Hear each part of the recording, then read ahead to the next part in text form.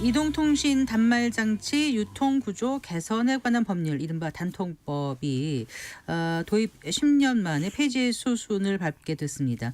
지난 2014년이었죠. 도입 당시에 이른바 이제 성지에 찾아가는 일부 소비자만 할인 혜택을 누리게 되는 이런 차별을 좀 해결하기 위해서 만들어졌는데 오히려 모두 비싸게 사게 됐다 이런 지적이 계속 있었습니다. 네, 10년 사이에 통신 시장인 어떤 변화를 겪었는지 좀 살펴보고 이번 단통법 폐지로 달라질 것들이 무엇인지 자세히 알아보겠습니다. 고려대학교 기술경영전문대학원의 이성엽 교수 스튜디오에 모셨습니다. 반갑습니다. 네, 안녕하세요. 안녕하세요. 자, 이 좀 이동통신 단말장치 유통구조 개선에 관한 법률 이른바 이제 단통법이라고 네. 이제 줄여서들 말을 하는데요. 이게 좀 그래요. 그 말도 많고 좀 탈도 많았던 것 같습니다. 네. 처음 도입 당시와 다르게 네. 이게 이제 연내 폐지될 거라는 소식들 많이들 접하셨을 텐데 일단 단통법이 무엇인지 조금 자세히 설명해 주시고 네. 애초에 왜 만들어지게 됐는지부터 좀 네, 네. 살펴볼까요? 네. 그 단통법 2014년에 만들어졌고요. 네. 그때 목적은 이제 우선은 우리가 휴대폰 살 때 보조금을 받는데 이 보조금을 내가 이제 뭐 번호 이동이냐 아니면 기기 변경이냐 네. 또 어디에 샀느냐 또는 구입 시기에 따라서 차별이 너무 심해서 네. 일반 국민들이 이제 차별적인 보조금을 받는 게 큰 문제다. 네. 그래서 그런 차별을 좀 금지하자. 그래서 이제 어디에서 사든 언제 사든 똑같은 지원금을 받도록 하자는 게 네. 첫 번째 이유이고요. 두 번째는 이렇게 이제 번호 이동을 하면 이제 좀 보조금을 많이 주니까 네. 사람들이 계속 단말기를 바꾸니까 불필요하게 단말기 이제 소비가 늘어나서 네. 이런 부분이 좀 낭비가 생긴 문제가 있다. 그래서 부당한 차별적 지원금의 지급을 금지하도록 그래서 내가 얼마를 받을 수 있을지를 사전에 이제 지원금 같은 걸 공시하도록 하는 내용이 이제 단통법의 내용이 되겠습니다. 그러니까 이제 불투명하고 좀 차별적인 단말금 지원이 네. 지급이 되면서 이제 소비자 후생 배분이 왜곡됐다. 그걸 바로 잡아야 된다는 네, 그런 취지였고 겁니다. 네, 네. 불필요하게 이제 자꾸 단말기 교체하면서 가계통신비 증가와 지원의 자원의 낭비가 낭비가 초래됐다. 심했다. 그래서 이제 시작이 됐는데 네. 이제 딱 10년이 지난 네, 네, 거잖아요, 10년 됐죠. 교수님. 네. 그러면 당시의 목적, 그 재정 목적이 어느 정도 좀 달성이 됐다고 봐야 할까요? 그러니까 이제 우선은 뭐 이용자 차별은 상당히 해소된 것 같습니다. 지금은 뭐 단말기를 내가 어디 싸게 구입했다 이런 건 잘 없잖아요. 네. 거의 이제 비슷한 가격으로 이제 구입을 하니까 차별이 해소됐고 또 가계통신비 중에서 우리 이제 그 전체 소비에 차지하는 비중도 좀 떨어졌습니다. 그래서 네. 원래 한 가계 소비 지출 중에서 6% 정도가 통신비였는데 법 시행 단통법 이후에는 시행 전에 네, 6%. 근데 지금은 한 5.2% 정도로 해서 결국은 이제 통신비 비중이 좀 부담이 줄어들었다 네. 이렇게 좀 볼 수 있을 것 같습니다. 네. 그런데 이제 만들어진 직후부터도 논란이 꽤 많았습니다. 그 이제 논란을 좀 하나씩 짚어볼까요? 어떤 네네. 논란이었죠, 우선? 그러니까 이거 만들어 난 다음부터 이제 사실은 결국은 이게 소비자 단말기를 구입할 때 이제 초기 비용이 좀 부담이 된다. 이제 네. 보조금을 이제 못 받으니까. 네. 그래서 결국은 이 단통법이 어떤 사업자들의 자유로운 좀 경쟁을 막는 거 아니겠느냐. 그래서 소위 단말기 구입 부담도 커져서 좀 어려운데 네. 이게 지금 현재 우리 통신사는 보면 요금이나 품질은 거의 차이가 없잖아요.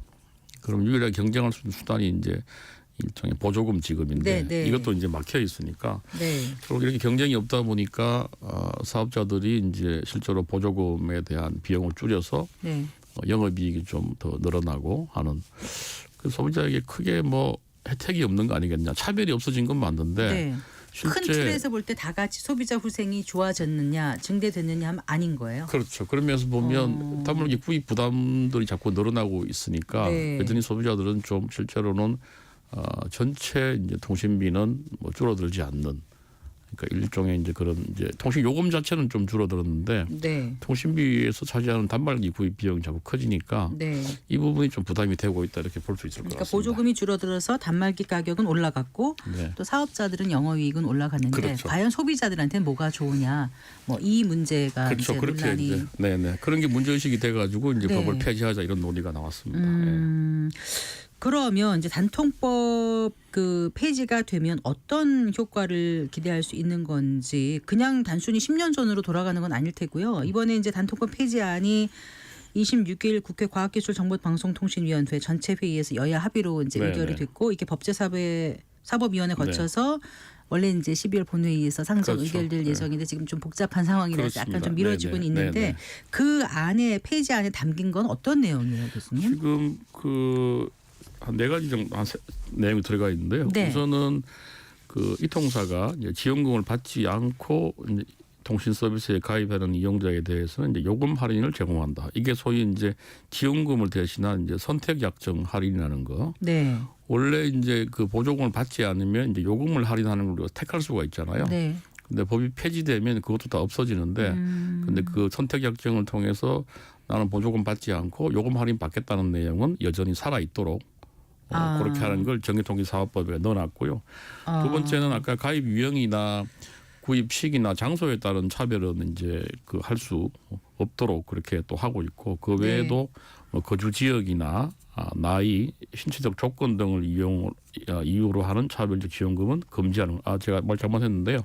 아까 구입 유형이나 구입 시기나 구입 장소에 따른 차별은 이제 가능해졌고요. 그러니까 번호 이동이라든가 신규 가입, 그렇죠. 뭐 기기 변경 이런 가입 유형 네. 등에 따라서 차별이 가능해졌고요. 그러니까 원래는 지원금을 다르게 책정할 수 없도록 없도록 했었는데 됐는데, 그게 네. 이제 없어진다는 네, 거죠. 대신 이제 그런 차별은 없어지는데 거주 지역 그런 차별은 허용을 하되 거주 네. 지역이나 나이 또는 신체 조건을 이용하는 차별은 여전히 금지되는 걸로 이렇게 됐습니다. 그리고 네. 그 중고 단말 안심 거래 사업자 인정이라는 걸 통해 가지고 네. 우리가 중고 단말을 샀을 때 좀 이제 불안한 부분이 있는데 인정한 사업자들이 거래를 해서 안심하게 중고 단말기를 구입할 수 있도록 좀 저렴하지만 그러니까 이게 중고이기 때문에 좀 이제 약간 불신이 있는 부분들을 네. 정부가 좀 해결하는 방안도 도입하고요. 네. 네 번째로는 이제 이 통사하고 또 우리 삼성 같은 단말기 제조업자들에 대해서 그 판매량이나 지원금 또 장려금에 대한 규모를 제출하도록 하는 이 네 가지 정도가 중요하게 이제 법 개정안에 그 들어갔습니다. 공시 지원금 제도라든가 추가 지원금 상한 규제는 없애는 거. 그렇습니다. 네네. 그리고 그 일부 이용자 후생 보호 조항을 전기통신사업법 개정안으로 승계하는 내용이 핵심이라는데 이건 무슨 그게 얘기예요? 아까 말씀드린 선택 약정 할인에 관한 내용입니다. 그게 그거고요. 네. 알겠습니다. 이렇게 그 공시지원금 제도라든가 추가 지원금 상한 규제가 사라지면 이제 네. 통신 사업자들은 이제 지원금을 자유롭게 지급할 수 있게 되니까 결국 그 경쟁이 그 촉발될 것이다라는 네네. 거죠. 네네. 그러면은 경쟁이 활성화되면 단말기 비용과 통신비는 낮아질 낮아질 거라는 수 있다는 그런 기대를 가지고 있는 기대를 거죠. 갖고 있는데 네네. 그러니까 단통법이 만들어질 때도 기대와 달리 또 다른 게 나타나고 이번에 또 폐지를 하면서 또 기대했는데 그거와 다른 게 나타날 수도 있지 않나라는 생각도 벌써부터 하게 되는 건 너무 부정적인 접근인가요? 근데 이제 어떨까요? 이게 이제 결국은 이제 단말기 보조금을 많이 쓴다는 건 가입자를 더 유치하려고 하는 통신사들의 이제 마케팅 경쟁인데 네. 그러니까 지금은 사실은 이제 통신 시장이 이제 포화가 된 상태여서 추가적으로 과연 그러니까 마케팅 경쟁을 하고 또 보조금을 많이 지급할까 그런 부분에서 조금은 이제 확실히 그러니까 통신사가 보조금을 많이 쓸 거라는 확신을 좀 가지기 쉽지 않은 상황이고 아까 말씀드린 대로 지금 계속 통신 요금이 이제 인하되는 상황이고 또 통신사들이 이제 AI 관련 투자도 많이 해야 돼서 네. 실제로 그러니까 뭐 자금 여력이 이렇게 많다. 그래서 보조금이 옛날처럼 광범위하게 쓰이고 뭐 공짜 폰이 생기고 이렇게 될까 하는 좀 그런 의구심이 좀 있는 건 사실입니다.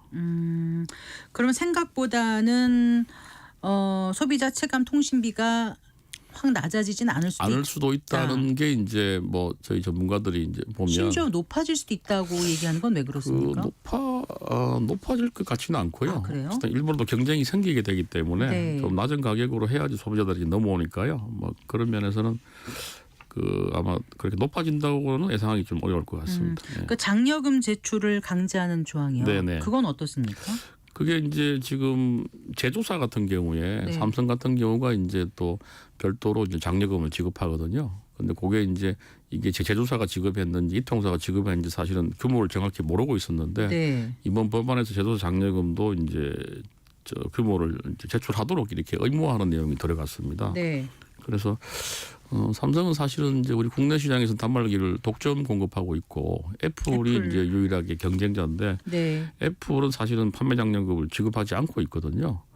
그래서 우리가 만약에 이 법안이 이제 통과되면 장려금을 지급을 하지 않을 가능성이 또 있지 않느냐, 삼성 입장에서는. 왜냐하면 그렇게 되면 이제 해외에서도 다 그런 이제 좀 압박을 받게 될 거고 해서 이 조항 때문에 오히려 이제 소비자에게 돌아갈 수 있는 장려금 규모가 좀 줄지 않겠냐는 뭐 그런 전망도 좀 가능할 걸로 이렇게 보입니다.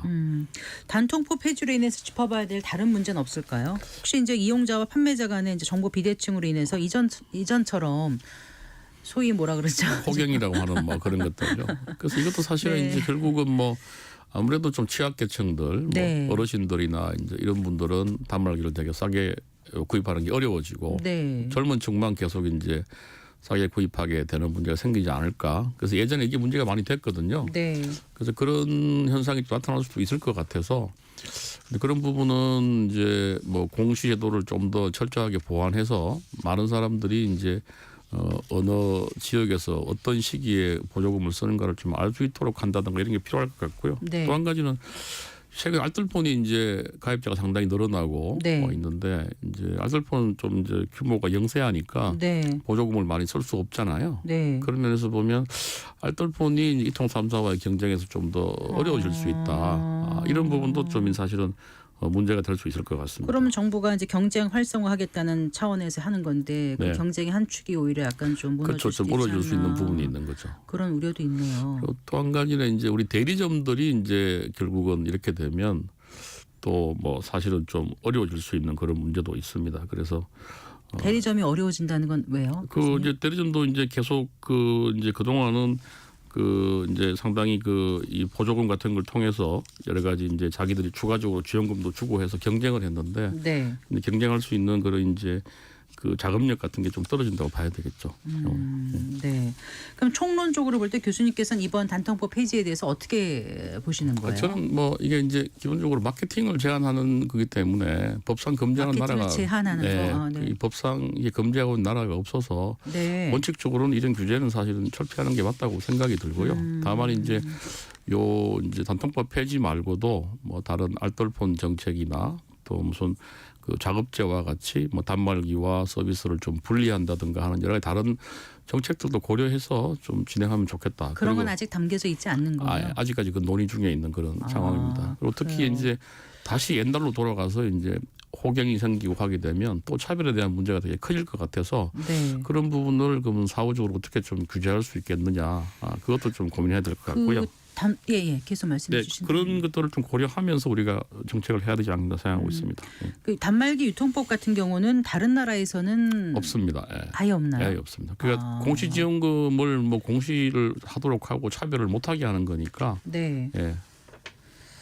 알겠습니다. 근데 이제 이게 말이 좀 어려워서 네네. 그 또 이제 이게 젊은 분들은 많이 이해가 좀 쉬울 네네. 수도 있는데 연세 드신 분이라든가 아까 말씀하신 고령자라든가 네네. 그런 분들은 막 헷갈려 가지고요. 자녀들한테 가서 같이 해줘 이러지 혼자 가서 하기 힘드실 정도로 네, 복잡하다고 네, 네. 생각하거든요. 그래서 하나 더 여쭤보면 아까 그 전기통신사업법 일부 개정안 네. 그거를 좀 이해 못하시는 분들이 계실 것 같아서요. 네. 그 제조사 장려금 관련 자료 제출 의무 조항 네. 이게 생기면 어떻게 된다는 거라고요, 교수님? 아니 그 지금도 제조사 장려금은 지급을 네. 하고 있긴 한데 추가되는 그건 이 통사하고 이제 예. 협의해서 예. 그래서 이제 이게 요거는 이 통사가 지급하는 거고 요거는 제조사가 지급하는 걸 외부에서는 모릅니다. 모른다고요. 모르는데 네, 이제 네. 국회에다가 제조사가 얼마를 내는지를 이제 제출을 하게 하는 거거든요.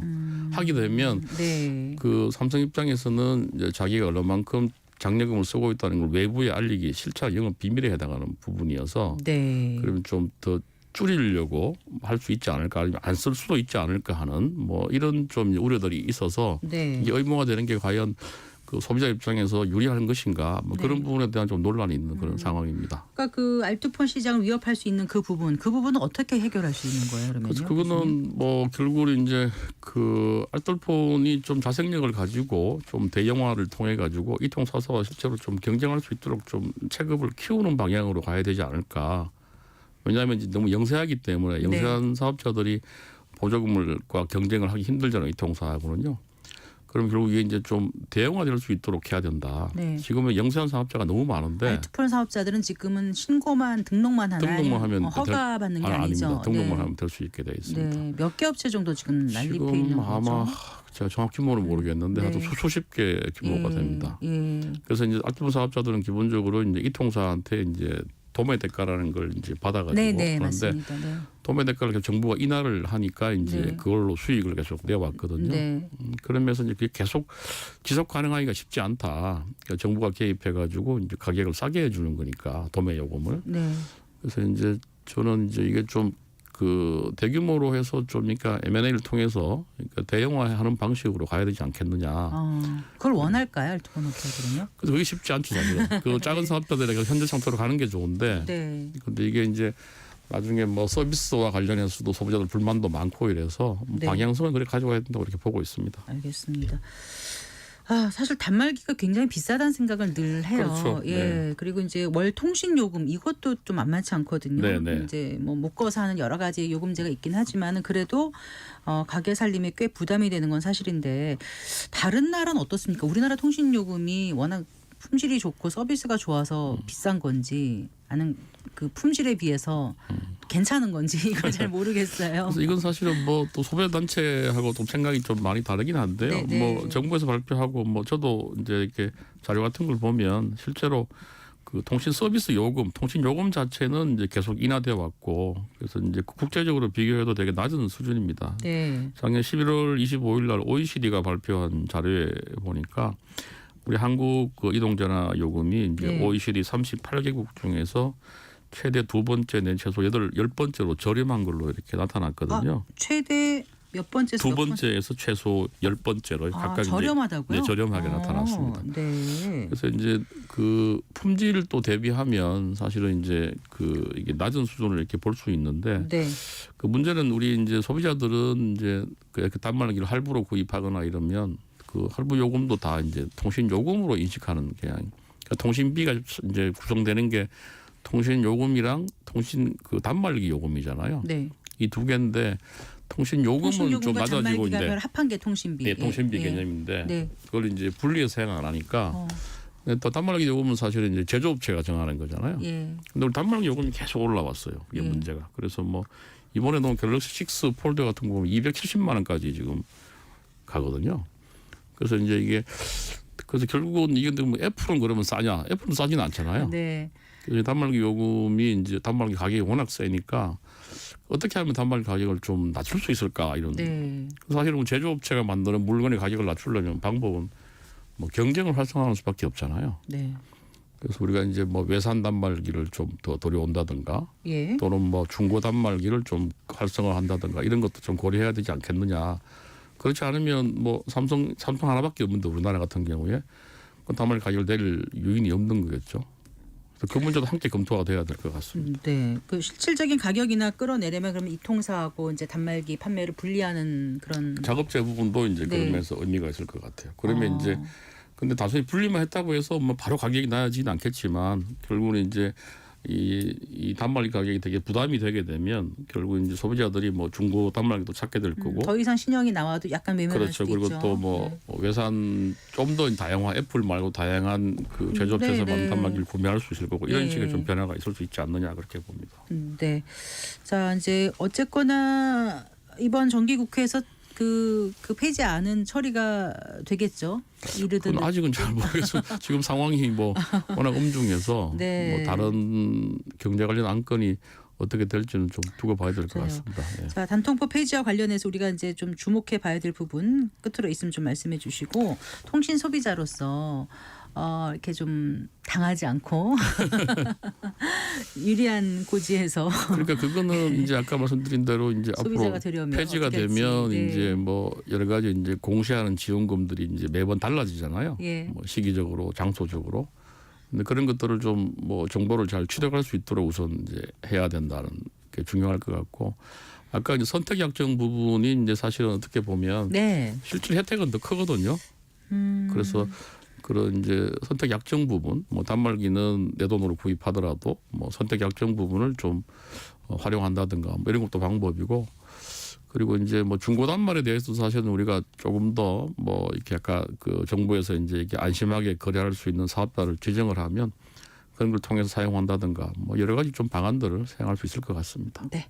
알겠습니다. 오늘 말씀 잘 들었습니다. 고맙습니다. 네, 고맙습니다. 네, 고려대학교 기술경영전문대학원의 이성엽 교수와 얘기 나눠봤습니다.